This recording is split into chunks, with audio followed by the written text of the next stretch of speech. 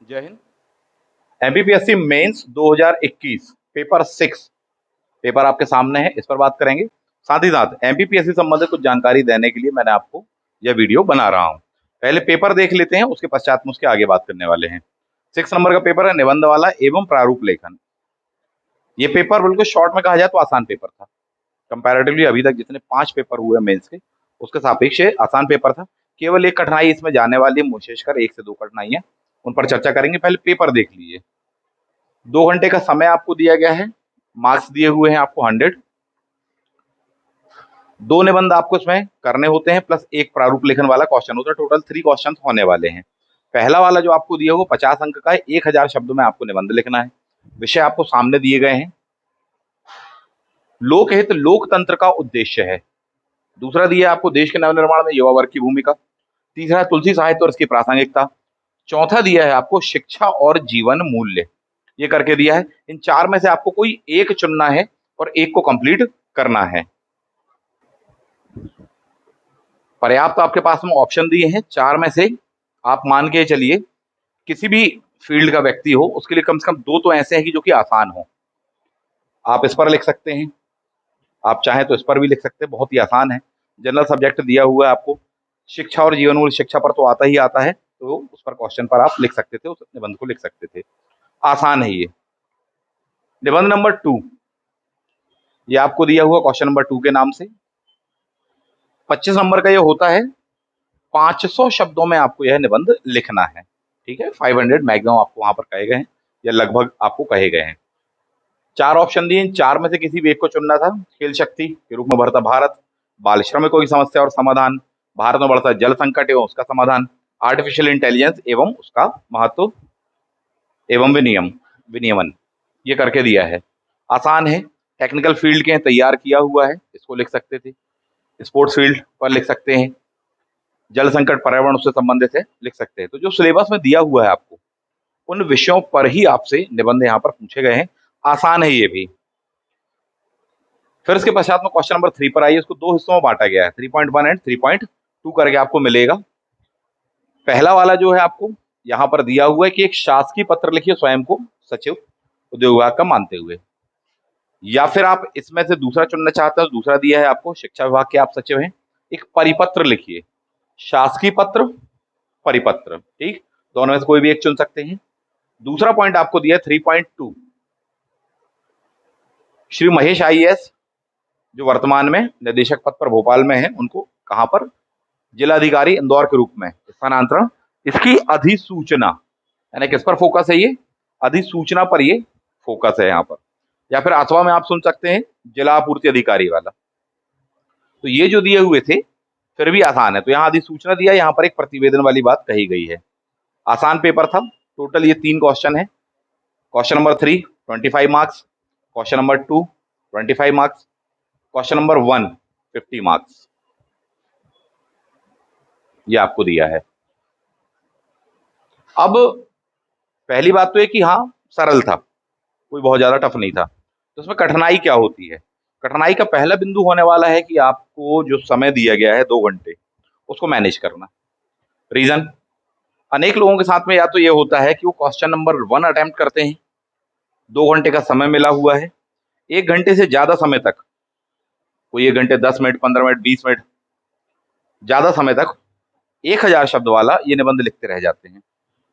ठीक, तो उसका मतलब ये है कि अब आपके पास में बाद में समय कम बचेगा। 2 घंटे टोटल है ही, 1 घंटे 15 मिनट मान लीजिए आपने ले ली, तो अगले 45 मिनट में आपको 2 क्वेश्चन अटेम्प्ट करने हैं। और उसमें कहीं ना कहीं इस बात की संभावना होती है कि या तो कोई प्रतिवेदन यूं ही लिखेंगे, या शासकीय पत्र वाला प्रारूप लेखन वाला यूं ही लिख कर आएंगे, या फिर सेकंड नंबर का निबंध कमजोर हो जाएगा। ये 2 सिचुएशन वहां पर बन जाती हैं।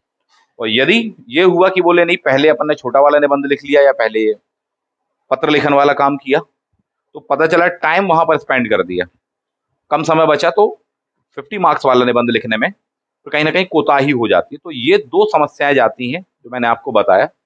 पहली समस्या क्या कहलाई? टाइम मैनेजमेंट की कहलाई, सबसे पहली समस्या। क्योंकि अगर आपका समय एक जगह कहीं पर गया तो फिर डिस्टर्ब हो जाने वाला है। और खासकर शुरुआत वाला जो क्वेश्चन होता है उसको बहुत भरपूर, बहुत अच्छे से अच्छा लिखने के प्रयास में कई बार ये हो जाता है कि बाकी को अपन उतना पर्याप्त टाइम नहीं दे पाते। दूसरी कठिनाई ये है कि यहाँ पर थोड़ी सी वैरायटी है, उसका आपको प्रैक्टिकल फॉर्म बकायदा दिया हुआ बताया गया है साफ साफ कि आपको या तो शासकीय पत्र या तो अधिसूचना ये चीजें करके कही गई हैं।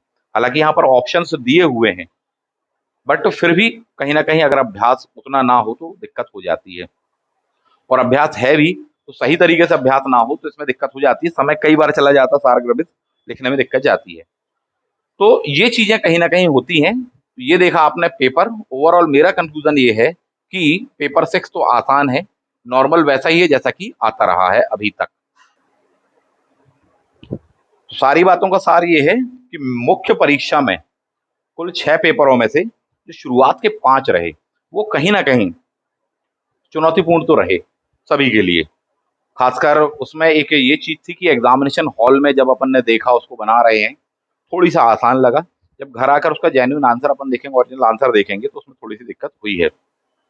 लुभाने वाला और गच्चा दे जाने वाला जो स्वरूप था 5 पेपरों में आपको थोड़ी सा देखने को मिला। बहुत अलर्टनेस के साथ में उसको तैयार करने की कहीं ना कहीं जरूरत है। ठीक, इसके बाकी पेपर्स को लेकर के भी वीडियो बनाए गए हैं, उनके बारे में जानकारी डिस्क्रिप्शन बॉक्स में उनका आपको लिंक मिल जाएगा। यानी पेपर 1 का एनालिसिस हो, पेपर 2 का एनालिसिस हो, पेपर 3 का एनालिसिस हो, ये सभी आपको कहाँ मिलेंगे? डिस्क्रिप्शन बॉक्स में मिल जाएंगे। वहां पर आप जाकर देख सकते हैं कि यदि इंडिविजुअल आप पेपर 1 देखना चाहते हैं, पेपर 2 देखना चाहते हो, सबके अलग अलग डिटेल में जो वीडियो हो सकते हैं वो बना करके अपलोड किए गए हैं, उसका लिंक आपको वहां पर मिल जाएगा। अब इसके आगे किस तरह से कट ऑफ जाना चाहिए इसका, और क्या होगा इसका आगे का कट ऑफ, चाहे इंटरव्यू वगैरह की स्थिति, और आगे के लिए क्या रणनीति होनी चाहिए, इन पर डिटेल में एक वीडियो अलग से बनाने वाले हैं। अभी ओवरऑल तो आप बहुत शॉर्ट में ये समझ लीजिए, जो मुझे इतने दिनों में देखने में समझ में आया है, जो अभी तक के पेपर हैं, कि 2020 का मेंस हो चाहे 2021 का हो, पैटर्न में जबरदस्त बदलाव आया है। जो लेवल होता था उसमें जबरदस्त उछाल हमको देखने को मिला है।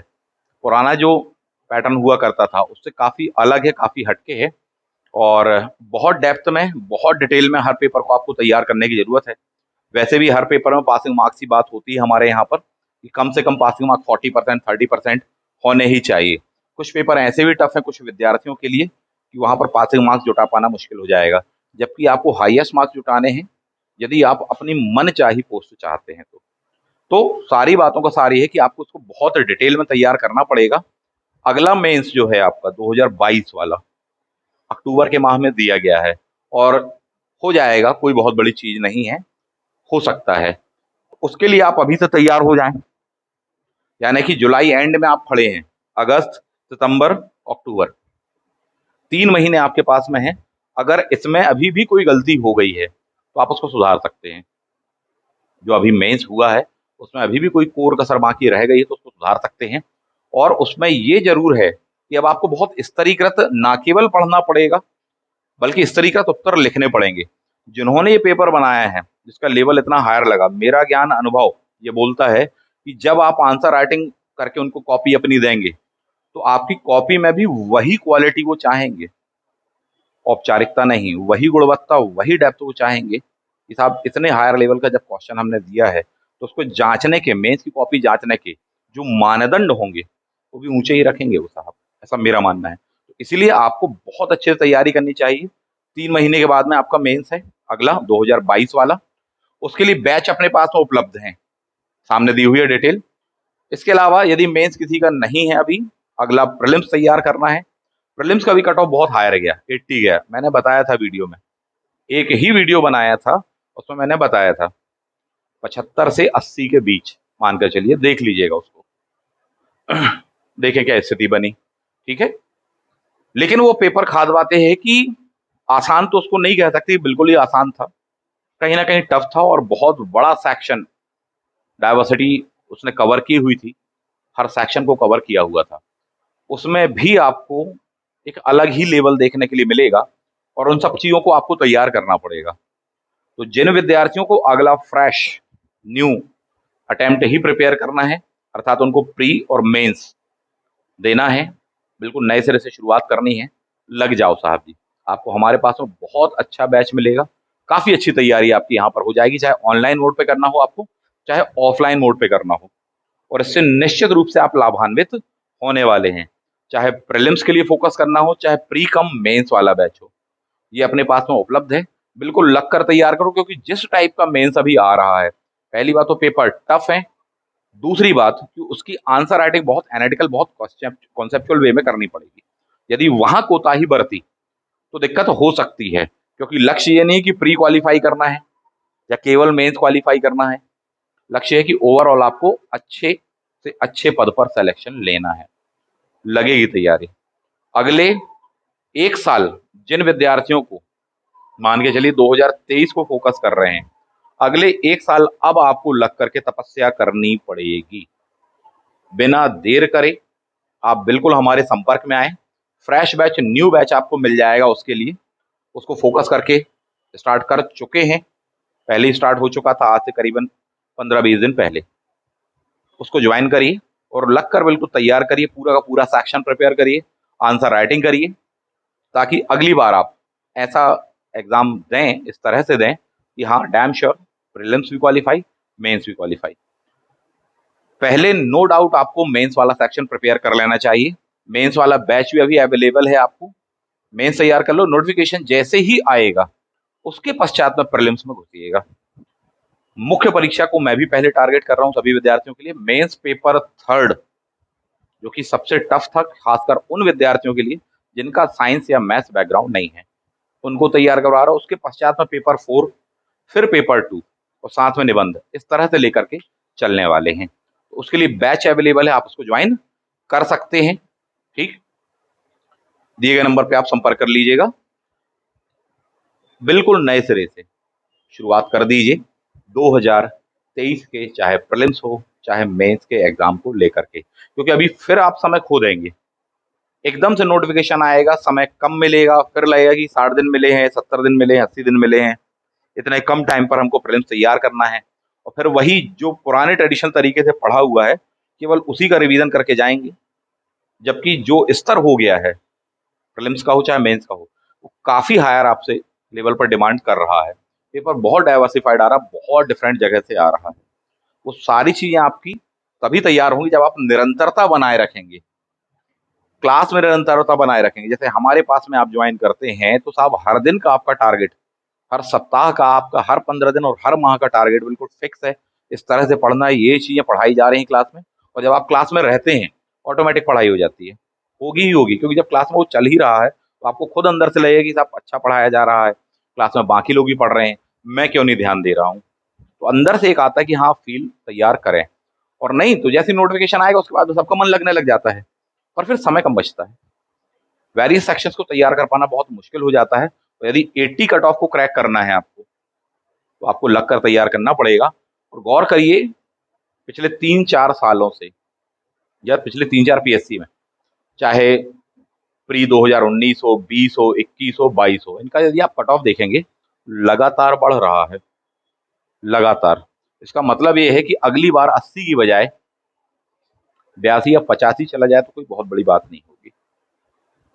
क्या तैयारी है उसके लिए, क्या रणनीति है, तो बहुत स्पेसिफिक, बहुत स्पेशल स्ट्रेटेजी और उस हिसाब से मेहनत आपको अभी से करनी पड़ेगी। उन कंटेंट्स को, उन तौर तरीकों को जानना पड़ेगा, उन कंटेंट्स को पढ़ना पड़ेगा आपको जो हम बता रहे हैं, उन कॉन्सेप्ट्स को समझना पड़ेगा जो हम आपको बता रहे हैं। तब जाकर के आपको 80 प्लस वाला जो कट ऑफ है या 80 वाला जो कट ऑफ है, आप उसको छू पाएंगे और बहुत सरलता से। वरना वही पुराने ट्रेडिशनल तरीके से पढ़ोगे तो फिर दिक्कत में आने की संभावना हो जाएगी। ठीक है, इसके अलावा ये बैच उपलब्ध है। असिस्टेंट प्रोफेसर पेपर 1 हो चाहे हिस्ट्री ऑप्शनल हो, मैं स्वयं ले रहा हूँ। सेट को लेकर है, एमपी सेट एग्जाम पेपर 1, जो कि 27 अगस्त को है आपका एग्जाम, बैच उपलब्ध है साहब। बिना देर करे आप उसको ज्वाइन कर सकते हैं। बाकी चर्चाएं अगले वीडियो में इस विषय वस्तु पर करने वाले हैं। और जिन जिन विद्यार्थियों ने आपने मेंस दिया है, जिन्होंने अभी का एमपीपीएससी मेंस 2021 दिया हुआ है, वो जरूर बताएं कैसा गया उनका एग्जाम।